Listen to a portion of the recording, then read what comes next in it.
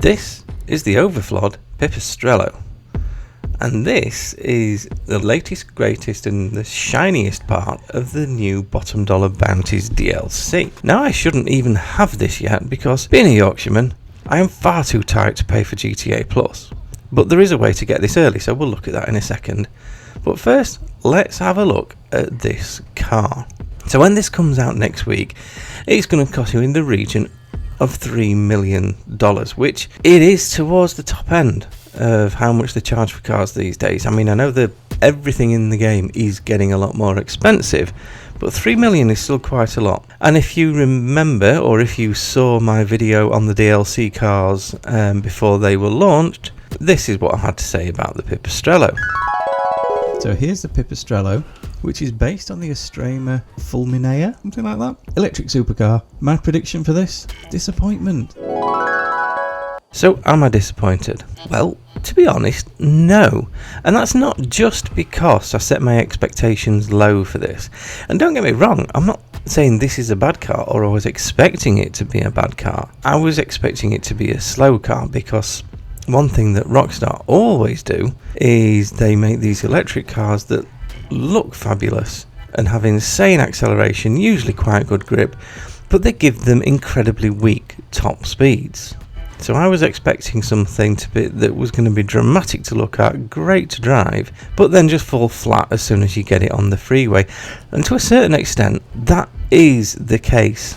So my thoughts were this was just going to be like a slightly better, slightly more expensive Virtue. That kind of is one way of looking at it. So let's go through it a bit at a time, because this is an expensive car and it deserves a bit of thought. So, looks-wise, very much down to the individual. I think it's fabulous. I mean, just look at it.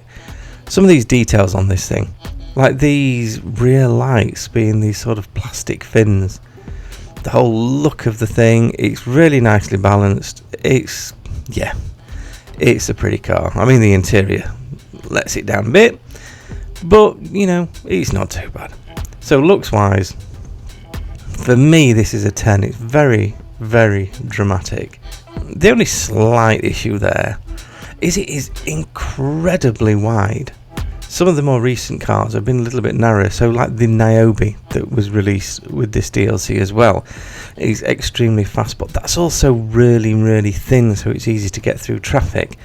This has got a big fat arse and it's incredibly wide, so it's not going to be all that nimble. So, carrying on with the good stuff, let's talk about the drive. Acceleration is exactly what you'd expect. Really, really vicious acceleration. It doesn't feel quite as vicious as the Virtue, but it's still really, really good and really controllable. And just like the others from this release, it doesn't have the overly hard suspension. You know, the one that means that this happens constantly. And the downside of that is, for driving this thing around the city, this is great fun. It's one of the best cars I've ever driven in the game for getting the back out and keeping it out. You can drift this thing anywhere without having to put the silly drift tune on it. So handling, I'm going to go 10 on the handling as well, because it is just really, really lovely to drive. Decent cornering speed, but that really controllable oversteer is what makes this thing so much fun to drive. So all good so far, yeah? Yeah? No. Unfortunately, not quite all good. And you'll see why here as we do the top speed test. So here we go, the usual measured mile. So for those of you that are new to the channel, I do the top speed test over here on this section of track that I've already pre-measured, and I know that from that black line there to the signs near these silos, it's exactly 1 mile. So I drive that as fast as I can, do a little bit of simple maths, and that gives you a realistic, achievable top speed that you can maintain through traffic.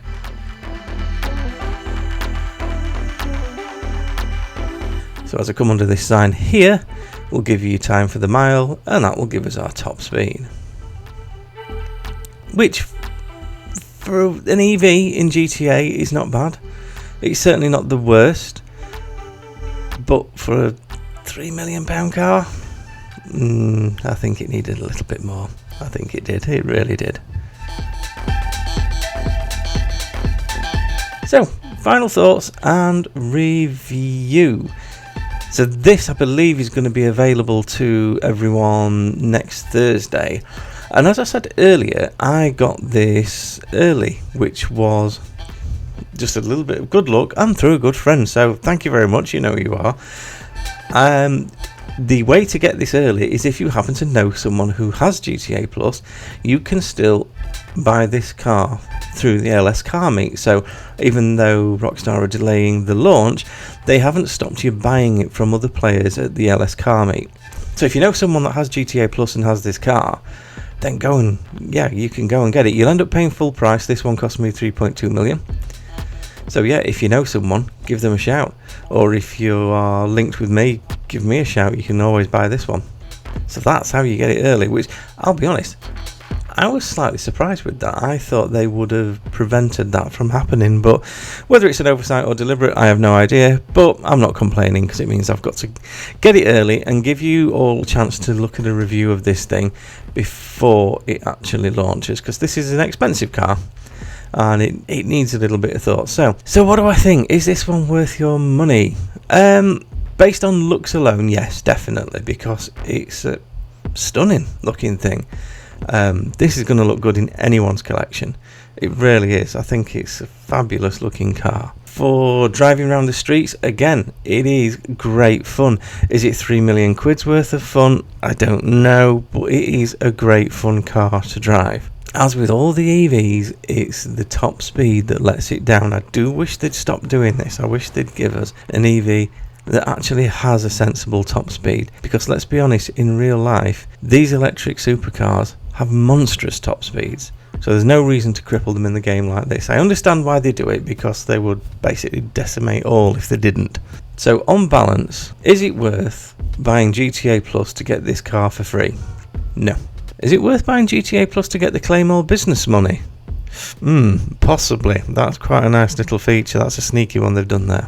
Is it worth waiting just over a week to pick this up from the normal websites at 3 million? If you've got the money, yes. If you've got the money spare, yes. But if not, I think there are other things I'd spend the 3 million on. And here's the time it managed to do. And here is where it sits on the lapboard. Now I've only got one more of these to do, which is the poor Paragon S, which has been deferred 3 times now. Once because the Niobe was so quick. Once because the Coquette D1 surprised me, and once because I managed to get this when I wasn't expecting it. So, I do promise I will get the Paragon S edited and uploaded today for you. So I hope you're enjoying this. Remember to be kind to yourselves, and I will see you all in the next one.